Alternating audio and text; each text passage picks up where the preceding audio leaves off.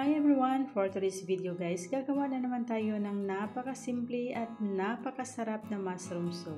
Sa kawali, ilagay natin yung ating butter, chop onion, haluin until mag-soft siya, at ilagay na din natin yung ating chopped garlic.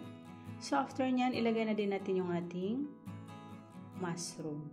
So nakat ko na po yung mushroom dyan guys. So, itong recipe na to guys, recommend ko talaga to sa inyo kasi nga tested ng proven talaga na gusto ng aking mga employer ang aking mushroom soup. Simple lang pero astig ang lasa, napakasarap. So, haluin lang natin until makuha natin yung texture ng ating mushroom na medyo soft na po siya.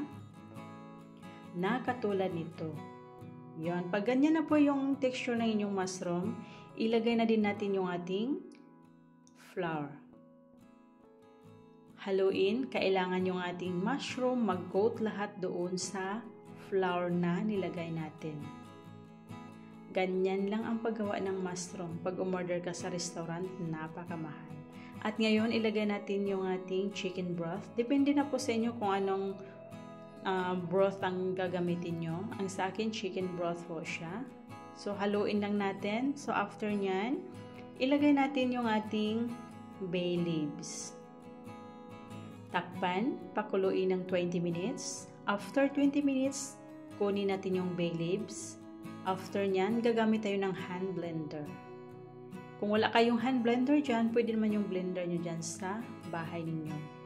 Tapos, depende na po sa inyo kung gaano kalaki ang texture na gusto nyo sa mushroom soup. Ang sa akin guys, ganito lang po ang texture na inano ko.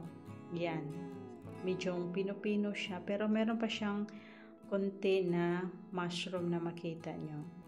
Nilagay ko na po yung salt natin. Pinch of salt lang guys ha. Tapos ilagay natin yung ating whipping cream. At yung ating ground pepper. Kung wala kayong whipping cream, is okay. Optional lang din. Pero mas masarap pag merong whipping cream. So haluin lang natin and that's it. Ready to eat na po yung ating mushroom soup. Highly recommended guys. Kung gusto nyo i-try nyo na. Ilagay ko lang sa description yung full recipe nito.